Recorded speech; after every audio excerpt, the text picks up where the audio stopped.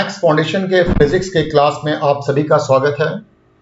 मैं इरफान आलम आपको पढ़ा रहा हूँ क्लास 11th के फिजिक्स का चैप्टर नंबर 2 जिसका नाम है यूनिट्स एंड मेजरमेंट्स। और इस चैप्टर का सेकंड टॉपिक है डायमेंशनल एनालिसिस।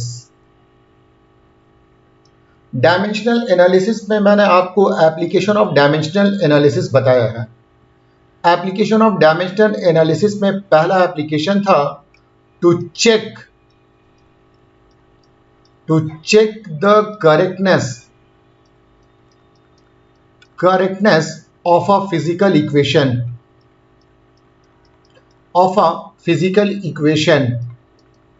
फिर दूसरा जो मैंने एप्लीकेशन बताया है वो एप्लीकेशन है to know the dimensional formula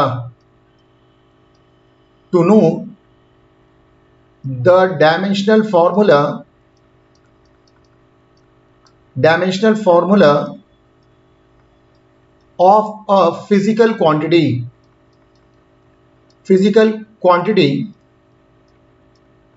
from a physical equation।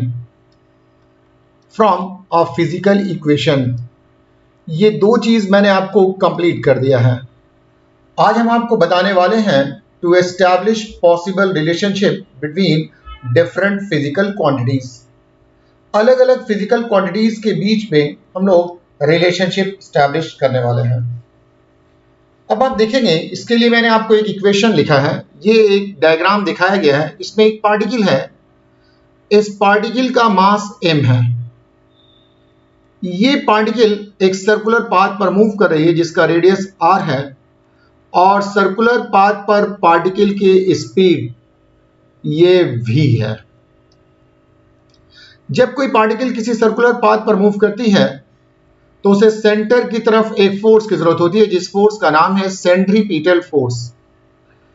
तो क्वेश्चन में बताया गया है centripetal force F depends on mass m, speed v and radius r।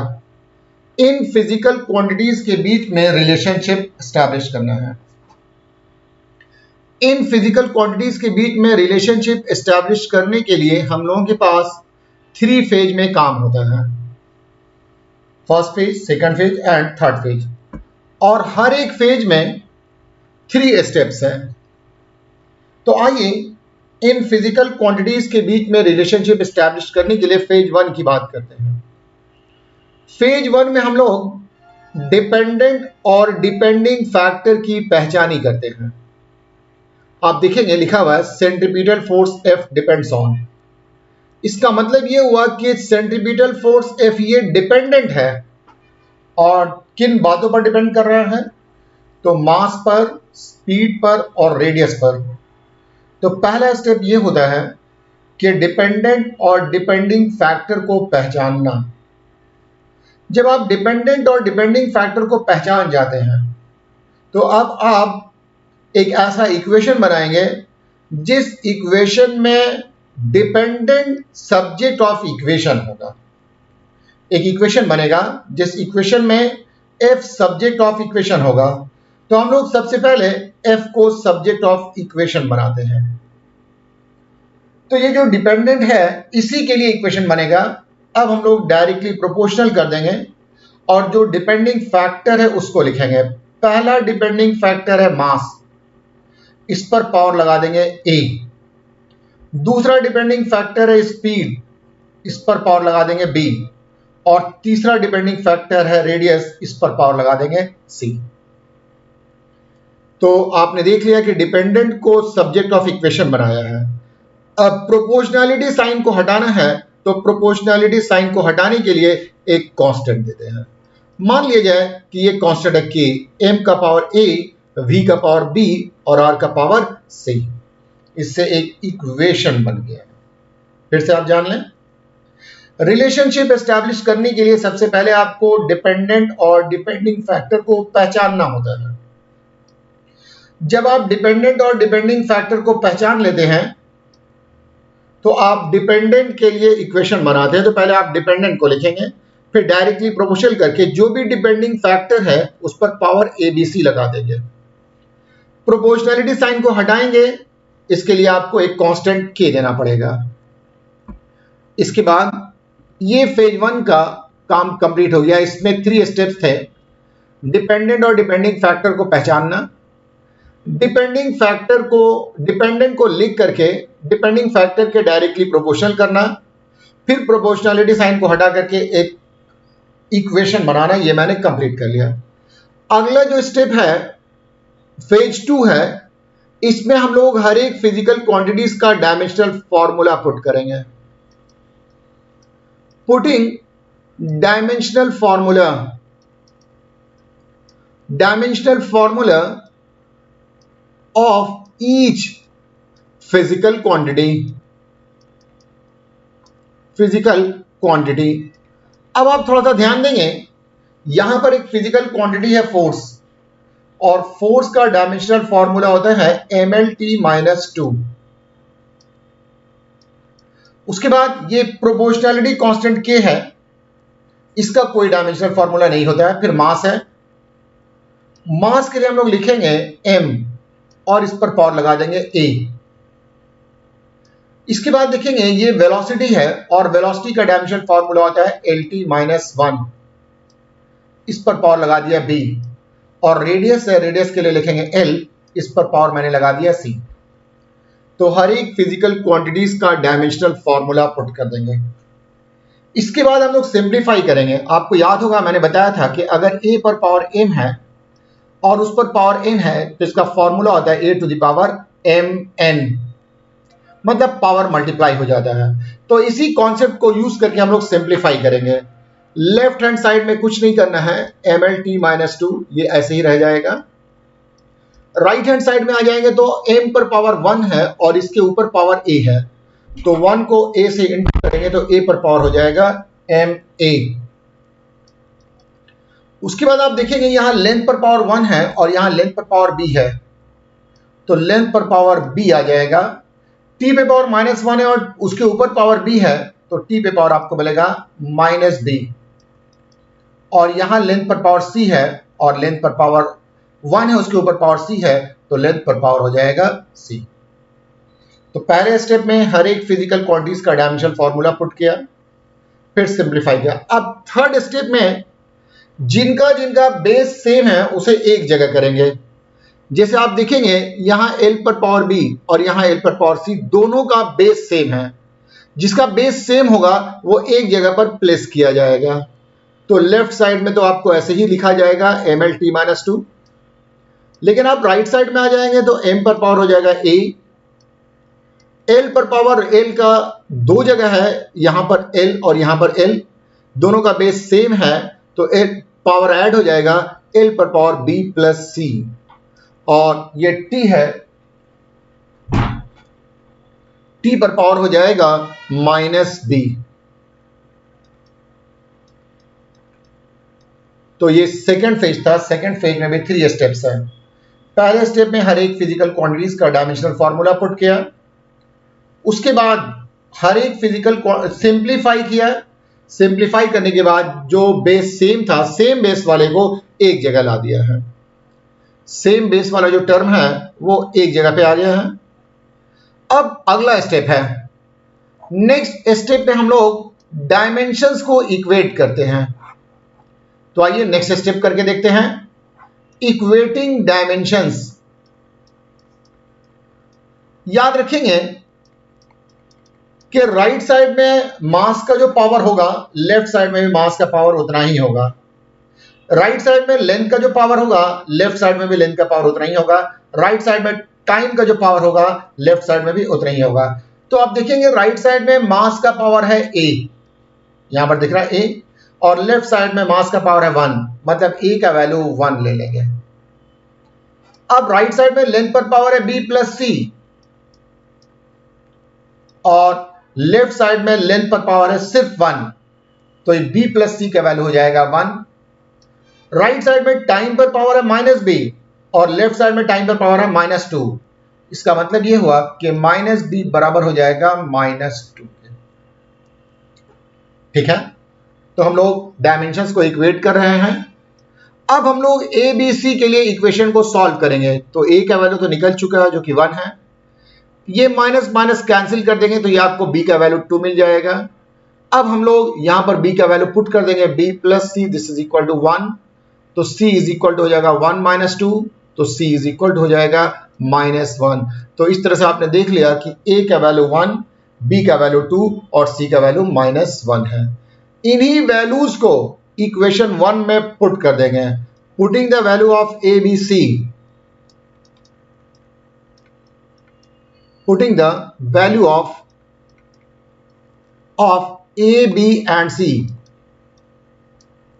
in equation 1 we get, क्या मिलेगा देख लें, f इज इक्वल टू लिखा हुआ है k m का पावर a, और a का वैल्यू है 1 तो 1 लिखेंगे, v का पावर b और b का वैल्यू आया है 2 तो इस पर पावर 2 लिखेंगे, r पर पावर c का वैल्यू आया है -1 तो ये -1 हो जाएगा। फॉर्मूला में निगेटिव पावर नहीं होना चाहिए, तो निगेटिव पावर को पॉजिटिव बनाएंगे, निगेटिव को पॉजिटिव बनाने के लिए इसे डिनोमिनेटर में ले जाएंगे, तो ये हो जाएगा kmv² डिवाइडेड बाई r। जब ये नीचे आएगा तो r पर पावर +1 लिखा नहीं जाता है। k का एक्सपेरिमेंटल वैल्यू 1 होता है, इसलिए f इज इक्वल टू हो जाएगा mv² बाई r। तो यही रिलेशन हो गया f mv² बाई r में। तो आप देखेंगे कि हर स्टेप में 3 फेज में क्वेश्चन सॉल्व किया गया है, और हर फेज में 3 स्टेप्स हैं। पहले क्वेश्चन को पहचानना था, क्वेश्चन को रीड करके उसमें डिपेंडेंट और डिपेंडिंग फैक्टर को पहचानना था, फिर डिपेंडेंट के लिए हम लोग इक्वेशन को सॉल्व करते हैं, उसके बाद एक इक्वेशन बना लेते हैं, हर एक फिजिकल क्वांटिटीज का डायमेंशनल फॉर्मूला पुट करते हैं, फिर सिंप्लीफाई करते हैं, सेम बेस वाले को एक जगह ला देते हैं, फिर डायमेंशंस को इक्वेट करके एबीसी का वैल्यू मालूम करते हैं, उसके बाद एबीसी के वैल्यू को इक्वेशन 1 में फाइनली पुट कर देते हैं। तो इस तरह से ये क्वेश्चन सॉल्व हो जाता है। आइए एक और क्वेश्चन करके देखते हैं। क्वेश्चन नंबर 2 आ जाएंगे। क्वेश्चन नंबर 2 में लिखा हुआ है wavelength lambda of matter wave depends on, wavelength lambda of matter wave depends on mass m, speed v और प्लैंक्स कांस्टेंट h। तो पहला स्टेप था डिपेंडेंट और डिपेंडिंग फैक्टर को पहचानना। तो क्वेश्चन से ये पता चल रहा है कि डिपेंडेंट लैम्डा है और depending factor mass, speed and Planck's constant है। तो जब आपने पहचान लिया है तो अब आप, इसका मतलब यह हुआ कि लैम्डा के लिए इक्वेशन बनाएंगे। तो पहले हम लोग लैम्डा को लिखेंगे, ये डिपेंडेंट है। अब जो डिपेंडिंग फैक्टर उस पर पावर ए बी सी लगा देंगे। पहला डिपेंडिंग फैक्टर है मास, इस पर पावर ए। दूसरा डिपेंडिंग फैक्टर है स्पीड, इसका पावर बी। और तीसरा डिपेंडिंग फैक्टर है प्लैंक्स कांस्टेंट एच, इसका पावर है सी। ये प्रोपोर्शनैलिटी साइन को हटाने के लिए एक कांस्टेंट देना पड़ेगा। तो लैम्डा इज इक्वल हो जाएगा के एम का पावर ए, वी का पावर बी और एच का पावर सी। ये आपको इक्वेशन 1 हो गया। तो फेज 1 का काम कंप्लीट। इसमें था डिपेंडेंट और डिपेंडिंग फैक्टर की पहचानी करना, डिपेंडेंट को सब्जेक्ट ऑफ इक्वेशन बनाना और डायरेक्टली प्रोपोर्शनल करके डिपेंडिंग फैक्टर के पावर एबीसी लगाना, फिर प्रोपोर्शनलिटी साइन को हटाना। फिर हम लोग हर एक टर्म का डायमेंशनल फॉर्मूला पुट करेंगे। तो पुटिंग डायमेंशनल फॉर्मूला, आप देखेंगे ये लैम्डा वेवलेंथ है और किसी भी लेंथ का डायमेंशनल फॉर्मूला होता है एल। एम मास है, इसके लिए लिखेंगे m। v वेलोसिटी है, वेलोसिटी के लिए हो जाएगा lt माइनस 1, इस पर power b। h Planck's constant है, प्लैंक्स कांस्टेंट का डायमेंशनल फॉर्मूला होता है ml² t माइनस 1 और इस पर पावर c। तो हर एक फिजिकल क्वांटिटीज का डायमेंशनल फॉर्मूला पुट कर दिया। अब हम लोग सिंप्लीफाई करेंगे। तो लेफ्ट साइड में l है, ये ऐसे ही रह जाएगा। m पर पावर 1 है और इसके ऊपर पावर a है, तो m पर पावर a हो जाएगा। सेकेंड वाले टर्म में देखेंगे l पर पावर 1 है और उसके ऊपर पावर b है, तो l पर पावर b। t पर पावर -1 है, उसके ऊपर पावर b है, तो ये हो जाएगा -b। उसके बाद थर्ड वाले में आ जाएंगे तो m पर पावर 1 है, उसके ऊपर पावर c है, तो m पर पावर c। l पर पावर 2 है और उसके ऊपर पावर c है, तो l पर पावर हो जाएगा 2c और t पर पावर हो जाएगा -c। तो इस तरह से हमने सिंप्लीफाई किया। फिर ये बताया कि सेम बेस को एक जगह ला देते हैं। तो m आप देखेंगे दो जगह है, यहां पर m है और यहां पर m है, दोनों जगह बेस सेम है। यहां पर m पर पावर a है और यहां पर m पर पावर c है, तो m पर पावर हो जाएगा a प्लस c। उसके बाद लेंथ पर पावर आप देखेंगे, लेंथ दो जगह है, एक यहां पर है और लेंथ यहां पर है। इस जगह पर लेंथ पर पावर b है और इस जगह पर लेंथ पर पावर 2c है, तो लेंथ पर पावर b प्लस 2c। उसके बाद टाइम, यहां पर टाइम पर पावर -b है और यहां पर टाइम पर पावर -c है, तो टाइम पर पावर हो जाएगा -b -c।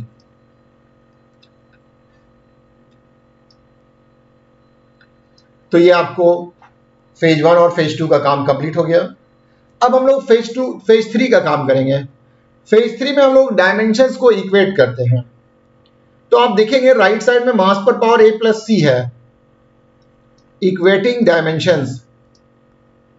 राइट साइड में आप देखेंगे मास पर पावर a प्लस c है और लेफ्ट साइड में मास नहीं है, एब्सेंट है। तो जो एब्सेंट होगा उसका वैल्यू 0 हो जाता है। मतलब a प्लस c, मास पर पावर जो है राइट साइड में a प्लस c और लेफ्ट में है ही नहीं, तो इसका वैल्यू 0। अब आप चले आएंगे लेंथ पर।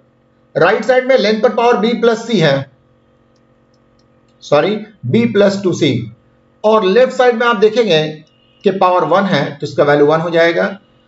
अब राइट साइड में देखेंगे लेंथ, टाइम पर पावर -b -c है और लेफ्ट साइड में टाइम नहीं है, तो अगेन इसका वैल्यू 0। तो यहां से आप कह सकते हैं कि -b is equal to c हो जाएगा, तो b इज इक्वल टू हो जाएगा -c, क्योंकि यहां से हम लोगों को a, b और c का वैल्यू निकालना है। तो b का वैल्यू आ गया -c। अब आप इस b के वैल्यू को यहां पर पुट कर दें, b का जो ये वैल्यू है वो इस इक्वेशन में पुट कर दें। तो b के बदले आप पुट करेंगे -c plus 2c, this is equal to 1। -c plus 2c मिलकर के हो जाएगा c, this is equal to 1। तो आपको c का वैल्यू आ गया है 1। अब अगर c का वैल्यू 1 आ गया है तो यहां से आप b का वैल्यू निकाल सकते हैं। b इज इक्वल टू हो जाएगा, c के बदले 1 पुट करेंगे तो -1 हो गया। तो आपको b का वैल्यू आ गया -1 और c का वैल्यू 1। अब यहां से आप a का वैल्यू निकाल सकते हैं। a प्लस c के बदले में 1 पुट करेंगे, दिस इज इक्वल टू 0, तो a इज इक्वल टू हो जाएगा -1। तो इस तरह से a का वैल्यू -1, b का वैल्यू -1 और c का वैल्यू 1 है। ये जो वैल्यू हम लोगों ने निकाले हैं, इस वैल्यू को वापस इक्वेशन 1 में पुट कर देंगे। तो putting the value of a b c, value of a b c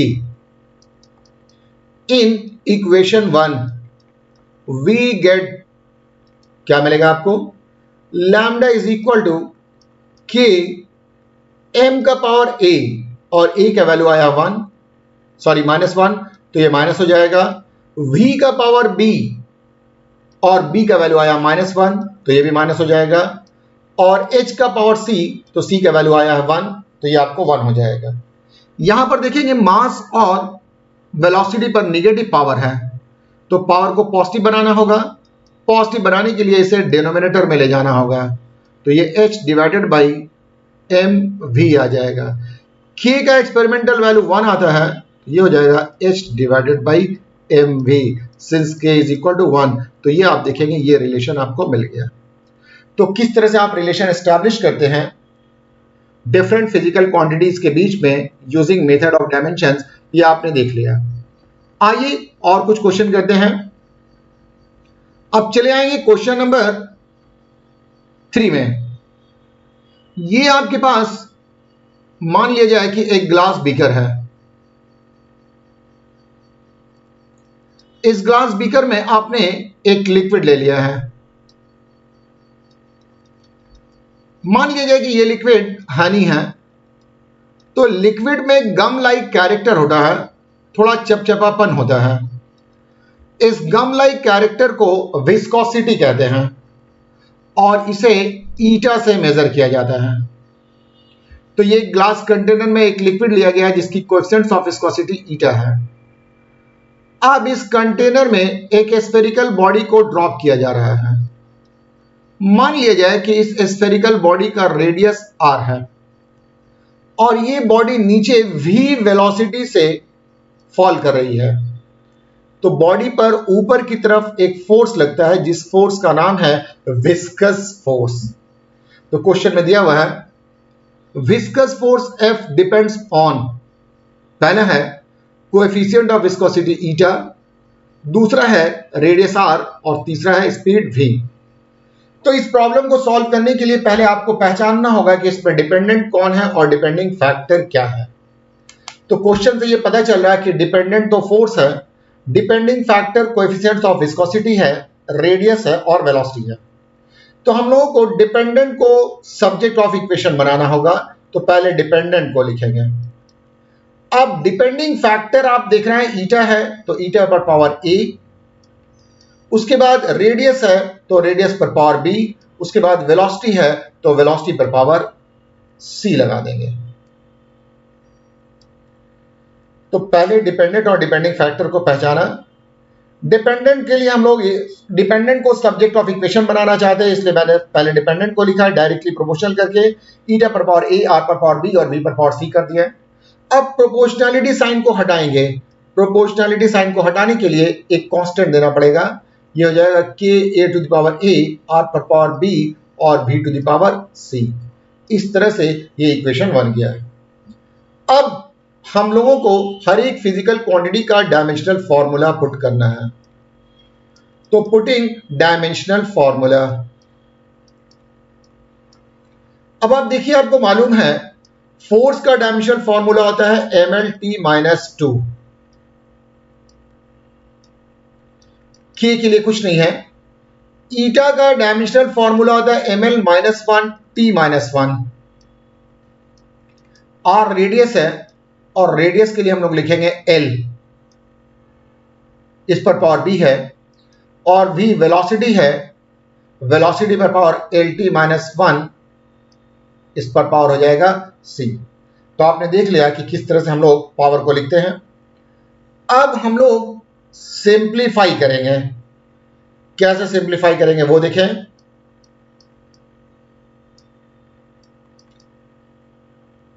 m पर पावर 1 है, उसके ऊपर पावर a है, तो m पर पावर a हो जाएगा। लेंथ पर पावर -1 है और इस पर पावर a है, तो -a हो जाएगा, और t पर भी पावर -a ही हो जाएगा। यहां पर लेंथ पर पावर b हो जाएगा, यहां पर लेंथ पर पावर c और t पर पावर -c हो जाएगा। तो सिंप्लीफाई कर लिया। अब जिनका बेस सेम है उनको एक जगह ला देंगे।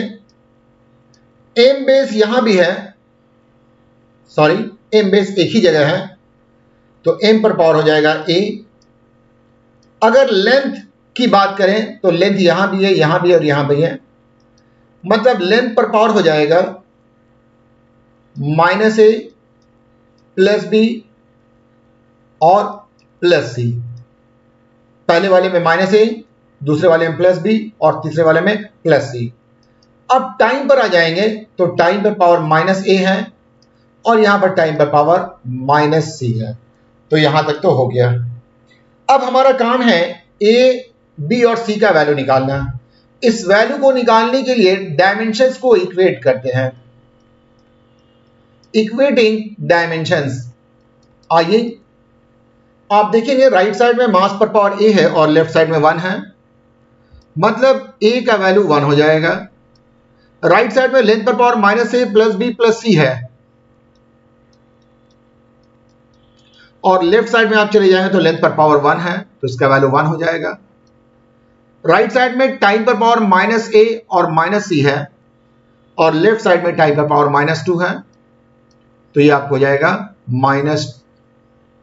-c, this equal to -2। तो इस इक्वेशन में आपको a का वैल्यू ऑलरेडी पता है।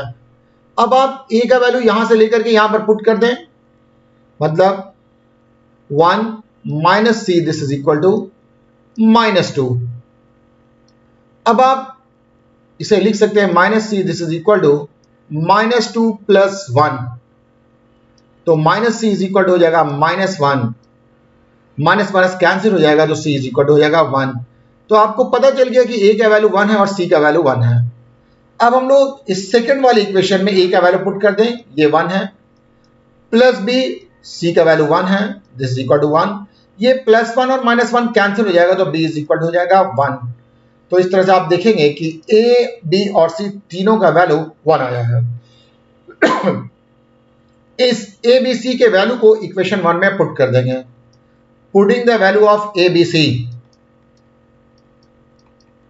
Value of A B C in equation 1, we get क्या मिलेगा, देखिए f इज इक्वल टू के, ईटा का पावर है a और a का वैल्यू है 1, सॉरी के छूट गया, के लिखेंगे, ईटा का पावर है a, इसका वैल्यू है 1, उसके बाद r का पावर है b और इसका वैल्यू आया है 1, और v का पावर है c और c का वैल्यू आया है 1, तो ये 1 हो जाएगा। k का एक्सपेरिमेंटल वैल्यू होता है 6 पाई, तो ये हो जाएगा 6 पाई ईटा आर भी, ये रिलेशनशिप हो जाएगा, 6 पाई ईटा आर भी, ये रिलेशन हो जाएगा। तो आपने देखा कि सारी का सारा एक क्वेश्चन एक ही तरीके से सॉल्व हो रहा है, इसमें हम लोगों को कोई तरीका चेंज करने की जरूरत नहीं है। आइए एक और बढ़िया सा क्वेश्चन सॉल्व करके दिखाते हैं। Using the method of dimensions, derive an expression for rate of volume flow V of liquid through a pipe of radius R under pressure gradient P by L, given that V also depends on coefficient of viscosity eta of liquid। आइए पहले इस question को समझते हैं। ये अपने पास एक pipe है और इस पाइप का रेडियस दिया हुआ है, इस पाइप का रेडियस है r, इस पाइप से लिक्विड फ्लो कर रहा है, बताया गया rate of volume flow v of liquid. तो रेट ऑफ वॉल्यूम फ्लो क्या होता है ये जान लें। रेट ऑफ वॉल्यूम फ्लो, इसका मतलब होता है volume of liquid flowing per second. Rate of volume flow के मतलब हो जाएगा volume of liquid flowing per second, और रेट ऑफ वॉल्यूम फ्लो का फॉर्मूला होता है volume divided by time. Volume का डायमेंशन फॉर्मूला आप जानते हैं, ये होता है L क्यूब और टाइम के लिए है T, तो इसका डायमेंशन फॉर्मूला जाएगा L क्यूब T - 1। तो rate of volume flow of liquid पहला टर्म था यहां पर, जो कि मैंने आपको बता दिया, इसे V से रिप्रेजेंट किया जाता है। एक और वर्ड इस्तेमाल किया गया है जिसका नाम है P/L, मतलब प्रेशर ग्रेडियंट। सपोज कीजिए कि यहां पर लिक्विड का जो प्रेशर है वो P1 है, यहां पर जो लिक्विड का प्रेशर है वो P2 है, और यहां से यहां के बीच का जो लेंथ है वो L है। तो P1 - P2 ये प्रेशर का डिफरेंस है, इसे P से लिखा जाता है। अगर आप प्रेशर डिफरेंस को लेंथ से डिवाइड कर देंगे तो ये pressure difference per unit length कहलाएगा। Pressure difference per unit length, इसी चीज को कहा जाता है प्रेशर ग्रेडियंट, यही चीज कहलाएगा प्रेशर ग्रेडियंट। तो इसका डायमेंशनल फॉर्मूला, प्रेशर का डायमेंशनल फॉर्मूला आपको है ml - 1 T - 2, और लेंथ का डायमेंशनल फॉर्मूला हो जाएगा L, यहां पर लेंथ है, तो इस तरह से आपको मिल जाएगा ml - 2 और T - 2। तो प्रेशर ग्रेडियंट का डायमेंशनल फॉर्मूला हो जाएगा ml - 2 T - 2। उसके बाद बताया गया coefficient of viscosity. Liquid, her liquid के पास एक गम लाइक कैरेक्टर होता है, इसे विस्कोसिटी कहते हैं, और इसको जो मेजरमेंट किया जाता है वो कोएफिशिएंट्स ऑफ विस्कोसिटी कहलाता है। इसका डायमेंशनल फॉर्मूला होता है ml - 1 T - 1। तो अब हम लोगों को रेट ऑफ वॉल्यूम फ्लो का डायमेंशनल फॉर्मूला मालूम हो गया, प्रेशर ग्रेडियंट का डायमेंशनल फॉर्मूला मालूम हो गया, और कोएफिशिएंट्स ऑफ विस्कोसिटी का डायमेंशनल फॉर्मूला मालूम हो गया है। अब हम लोग इस प्रॉब्लम्स को सॉल्व कर सकते हैं। आपको क्वेश्चन में दिया गया है rate of volume flow of liquid, तो आपका सबसे पहला काम है आइडेंटिफाई करना कि इसमें कौन डिपेंडेंट है और डिपेंडिंग फैक्टर क्या है। तो क्वेश्चन से क्लियर है कि यहां पर डिपेंडेंट आपको V है, तो हम लोग V लिख देंगे। अब डायरेक्टली प्रोपोर्शनल करके जो भी डिपेंडिंग फैक्टर है उस पर पावर ABC लगा देंगे। तो सबसे पहले डिपेंडिंग फैक्टर है रेडियस, इस पर पावर A लगा दिया। उसके बाद प्रेशर ग्रेडियंट है, प्रेशर ग्रेडियंट पर पावर मैंने B लगा दिया। उसके बाद रेडियस है, रेडियस पर पावर कोएफिशिएंट ऑफ विस्कोसिटी ईटा है, इस पर पावर मैंने C लगा दिया। अगला स्टेप होगा प्रोपोर्शनलिटी साइन को हटाने का। तो प्रोपोर्शनलिटी साइन को हटाने के लिए एक कांस्टेंट देना पड़ता है, K R का पावर A P/L का पावर B और ईटा का पावर आपको C। ये एक इक्वेशन बन गया, इक्वेशन 1। अगले स्टेप में ये आप देख रहे हैं एक इक्वेशन आपको तैयार हो गया है। इसके बाद का जो स्टेप होता है उसमें हर एक फिजिकल क्वांटिटीज का डायमेंशनल फॉर्मूला पुट करते हैं, पुटिंग डायमेंशनल फॉर्मूला।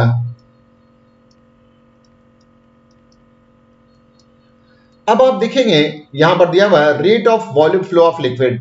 मैंने बताया इसका डायमेंशनल फॉर्मूला L3T-1 होता है। K का कोई डायमेंशनल फॉर्मूला नहीं होगा, R रेडियस है और रेडियस के लिए L लिखते हैं, L पर पावर A। उसके बाद P/L प्रेशर ग्रेडियंट है, इसका डायमेंशनल फॉर्मूला है ml-2T-2, इस पर पावर B। उसके बाद कोएफिशिएंट ऑफ विस्कोसिटी है, इसके लिए ml-1T-1, इस पर पावर C। अब हम लोगों को इस इक्वेशन को सिंप्लीफाई करना है, तो आइए सिंप्लीफाई करते हैं। जब आप सिंप्लीफाई करेंगे तो L पर पावर आ जाएगा A, उस पर M पर पावर B और L पर पावर -2B और T पर पावर -2B हो जाएगा इनटू M L पर पावर -C और T पर पावर -C। अब आप इसे सिंप्लीफाई करेंगे तो L3 T-1। अब आप देखेंगे यहां पर मास जिसका बेस सेम होता है उसे एक जगह करते हैं। यहां पर मास m है और यहां पर मास m है, तो m पर पावर हो जाएगा B प्लस C। उसके बाद देखेंगे यहां पर लेंथ पर पावर a है, यहां लेंथ पर पावर b है और यहां लेंथ पर पावर -c है, तो आपको लेंथ पर पावर मिलेगा a -2b और -c। उसके बाद यहां पर आप चले आएंगे, t पर पावर -2b है और यहां पर t पर पावर -c है, तो t पर पावर -2b और ये -c हो जाएगा। तो इस तरह से हम लोगों ने इसे सिंप्लीफाई कर लिया है। अगला स्टेप है इक्वेटिंग डायमेंशंस। तो अब हम लोग डायमेंशंस को इक्वेट करते हैं।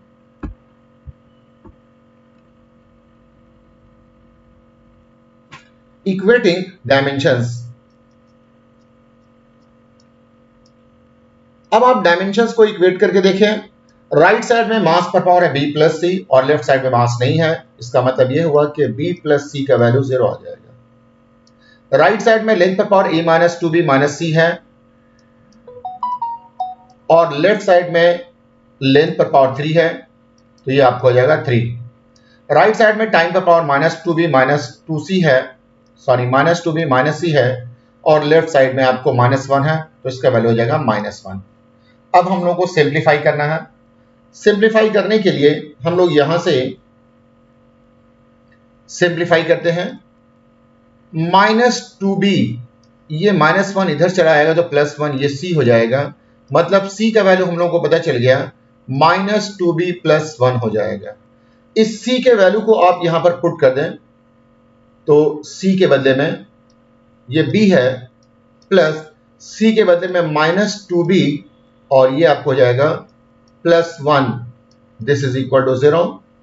तो ये हो जाएगा b is equal to -2b + 1, this is equal to 0। तो -b ये आपको +b और -b मिलकर के -b हो जाएगा +1, दिस इज इक्वल टू 0। तो b इज इक्वल टू -1, मतलब ये हुआ कि b इज इक्वल टू आपको मिल जाएगा 1। माइनस बी और माइनस माइनस कैंसिल हो जाएगा। अब आप इस इक्वेशन में वैल्यू पुट कर देंगे b का वैल्यू, तो ये है -2 इंटू 1 प्लस 1, तो c इज इक्वल टू हो जाएगा -2 प्लस 1 मतलब -1। तो b का वैल्यू आपको 1 आ गया है और c का वैल्यू -1 आ गया। अब इस इक्वेशन में आप पुट करें, ये a है -2b, b का वैल्यू हम लोगों ने निकाला है 1 और c का वैल्यू आया है -1, दिस इज इक्वल टू 3। तो ये आपको हो जाएगा a -2 plus 1, this is equal to 3। तो a इज इक्वल टू हो जाएगा a -1 इज इक्वल टू 3, तो a इज इक्वल टू हो जाएगा 3 प्लस 1 मतलब a का वैल्यू 4। तो इस तरह से आपको a का वैल्यू 4 आ गया, b का वैल्यू 1 आ गया और c का वैल्यू -1 आ गया है। तो putting the value of a b c, putting the value of a b and c in equation 1 we get, क्या मिलेगा आप देख लें, v is equal to k, r का पावर a है और a का वैल्यू आया है 4, तो ये 4 पुट कर देंगे इंटू p बाई एल का पावर b है और b का वैल्यू आया है 1, तो इस पर 1 पुट कर देंगे। उसके बाद है ईटा का पावर c का वैल्यू -1 आया है, तो यहां पर -1 पुट कर देंगे। तो v इज इक्वल टू आपको मिलेगा k p r का पावर 4 डिवाइडेड बाई, इसको पॉजिटिव कर दें मतलब ईटा को नीचे ला देंगे तो ये पॉजिटिव हो जाएगा, ये ईटा l हो जाएगा। k का एक्सपेरिमेंटल वैल्यू π/8 आता है, तो ये p r का power 4 divided by eta l हो जाएगा। तो ये आपको rate of volume flow of liquid का यही फॉर्मूला हो गया। तो मैं समझता हूं कि ये वाला क्वेश्चन थोड़ा टफ क्वेश्चन था, इसको करना थोड़ा मुश्किल था, लेकिन इंपॉर्टेंट क्वेश्चन है, आप इसे जरूर कर लें। आइए हम लोग नेक्स्ट क्वेश्चन की तरफ चलते हैं। अगला क्वेश्चन क्या है वो देखिए। अगले क्वेश्चन पे लिखा हुआ the velocity v of water wave may depends on their wavelength lambda, density of water rho and acceleration due to gravity g. Find the relation between these physical quantities. यहां ये क्लियर है कि जो dependent है वो velocity है, लिखा हुआ है the velocity v of water wave depends on, इसका मतलब डिपेंडेंट भी है, डिपेंडिंग फैक्टर में wavelength lambda, density rho and acceleration due to gravity g है। तो सबसे पहले हम लोग डायमेंशंस को इक्वेट करते हैं, तो नेक्स्ट लिखेंगे इक्वेटिंग डायमेंशंस। अब आप गौर करेंगे तो आपको पता चलेगा कि राइट साइड पे मास पर पावर b है और लेफ्ट साइड में आप देखेंगे मास नहीं है, मास एब्सेंट है। इसका मतलब यह हुआ कि b का जो वैल्यू है वो 0 हो जाएगा। फिर से देखेंगे राइट साइड में लेंथ पर पावर है a minus 3b plus C, a minus 3b plus C, और लेफ्ट साइड में देखेंगे लेंथ पर पावर 1 है, इसका मतलब हुआ कि a माइनस 3b प्लस सी का वैल्यू 1 लेंगे। अब टाइम पर आ जाएंगे तो आप देखेंगे t पर पावर -2c है राइट साइड में और लेफ्ट साइड में -1 है, इसका मतलब यह हुआ कि -2c will be equal to -1, minus minus cancel हो जाएगा तो c का वैल्यू आ जाएगा 1/2। अब हम लोग यहां पर b और c का वैल्यू पुट कर देते हैं, a माइनस 3, b का वैल्यू 0 है और ये 1/2 है, दिस इज इक्वल टू 1, तो a इज इक्वल टू हो जाएगा 1 माइनस 1/2, इसका मतलब हुआ कि a का वैल्यू हो जाएगा 1/2। तो a का वैल्यू 1/2, b का वैल्यू 0 और c का वैल्यू है 1/2। इन वैल्यूज को इक्वेशन 1 में पुट कर देंगे, putting value of a b c, putting value of a b and c in equation 1 we get, देखिए क्या मिलेगा, v is equal to k, lambda का पावर a है और a का वैल्यू आया है 1/2, तो ये 1/2 हो जाएगा। रो का पावर b है और b का वैल्यू आया 0, तो ये 0 हो जाएगा, into acceleration due to gravity g, इसका पावर c है और c का वैल्यू आया है 1/2, तो ये आपको मिलेगा v इज इक्वल टू के, ये 1/2 का मतलब होता है रूट, तो रूट लैम्डा, रो 0 इसका वैल्यू 1, इसी तरह से g पर पावर 1/2 है तो ये भी हाफ हो जाएगा, तो v इज इक्वल टू हो जाएगा k into root lambda G, तो ये रिलेशन हो जाएगा v is equal to k into root under lambda G. आइए नेक्स्ट क्वेश्चन की ओर चलते हैं। क्या है नेक्स्ट क्वेश्चन देखेंगे। नेक्स्ट क्वेश्चन कहता है experiment shows that frequency nu of tuning fork depends on length L of the prong, linear density of mass or Young's modulus of its material. On the basis of dimensional analysis, derive an expression for frequency of tuning fork. ये जो आप देखते हैं इस shape का जो iron का बना हुआ ऑब्जेक्ट्स होता है, ये आपको ट्यूनिंग फोर्क कहलाता है। जब आप इसे रबर हैमर से स्ट्राइक करेंगे तो ये वाइब्रेट करना शुरू कर देता है। इसका जो फ्रीक्वेंसी ऑफ वाइब्रेशन है वो इसके लेंथ पर डिपेंड करता है, एल पर। दूसरा, इसका मास पर यूनिट लेंथ, रो जो कि मास पर यूनिट लेंथ है, इस बात पर डिपेंड करता है। और तीसरा, यंग्स मॉडुलस पर डिपेंड करता है। तो हम लोगों को रिलेशनशिप निकालना है। तो पहले आप रो का डायमेंशनल फॉर्मूला निकाल लीजिए। ये मास पर यूनिट लेंथ है, मास का डायमेंशन फॉर्मूला m और लेंथ के लिए l है, तो ये हो जाएगा ml-1। उसके बाद यंग्स मॉडुलस, जो डायमेंशनल फॉर्मूला प्रेशर का होता है वही यंग्स मॉडुलस का होता है। तो यंग्स मॉडुलस का डायमेंशन फॉर्मूला ml-1 t-2 ये हो जाएगा।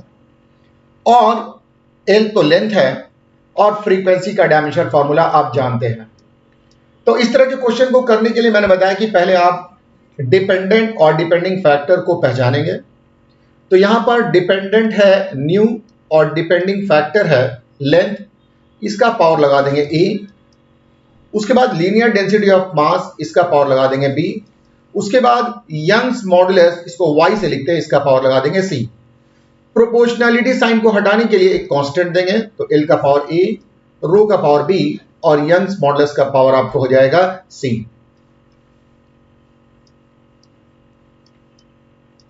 इसे आप इक्वेशन 1 लिख देंगे। इसके बाद डायमेंशनल फॉर्मूला पुट करेंगे। Putting dimensional formula,